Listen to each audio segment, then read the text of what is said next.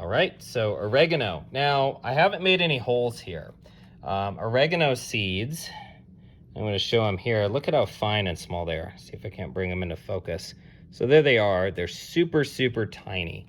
And because they're so tiny, we can basically just scatter these lightly. And the seed depth is anywhere between 1/8 of an inch to barely cover on these. So I'm going to try to just kind of sprinkle these and scatter them throughout the different areas. So they're just right there.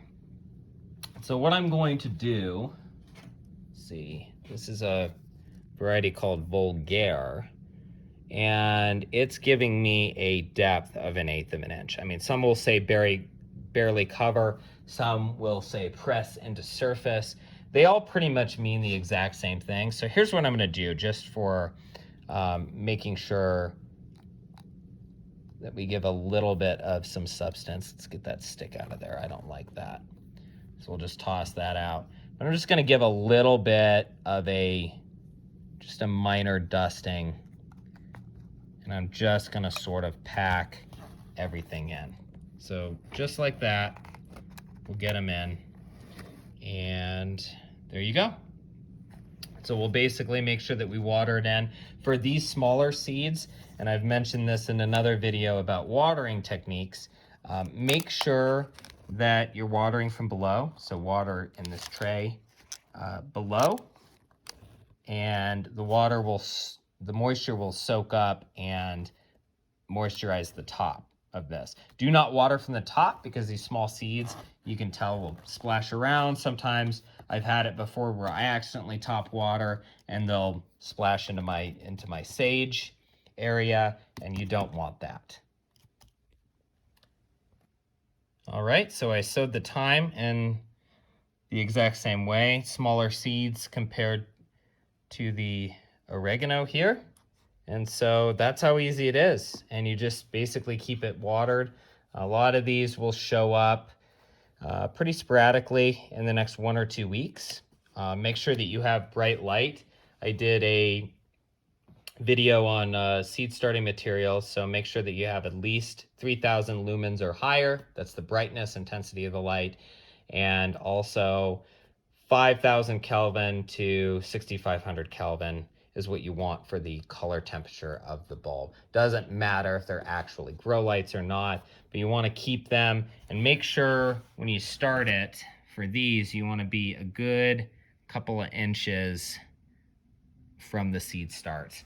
Now, the way that I start these, and plants do need a dark period, but one tip that I would give is I will actually give it a full 24 hours of full light. The lights never come off until they germinate and establish. Once you see them germinate, and they've germinated for a couple of days, they've established some leaves, then you can cut it down.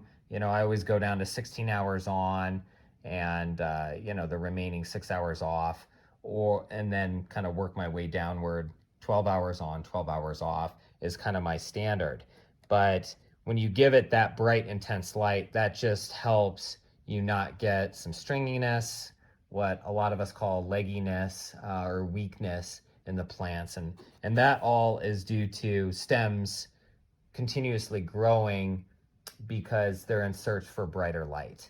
And so if you don't have that much light from the beginning, you're going to have some more problems with plants tending to stretch. As the plants mature, especially the herbs, you can put them in a sunny window.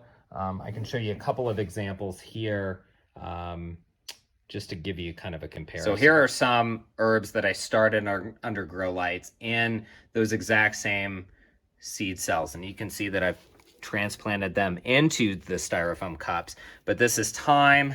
This is a sage plant. Look at how tall he's getting. And then the rosemary. Look at how sorry, not the rosemary, oregano. And look at how well it's doing. I'm very, very impressed with this plant. I'll probably be able to actually divide these into 2 different plants because they're doing so well. But this is just sitting in a sunny window because, well, there's the rosemary there, because I started them so successfully under grow lights. But you definitely want to make sure you start them under grow lights to get them established, and then they'll do just fine in a windowsill that gets plenty of sunlight. All right, and that is it for the first video in seed starting, starting with a few simple herbs. And, you know, this cost for the setup didn't take that much at all. You know, a few seed cells, a couple of packs of seeds, and I'm going to have plants that I'm going to save myself a good amount of money than going to buy herbs as transplants. And so go ahead and like and subscribe if you want to follow me through seeing how well these do. We'll do some more check-ins and do some more seed starting videos as 2022 approaches. So please like and subscribe again. And thanks so much for watching, and check out my other YouTube videos. Thanks again.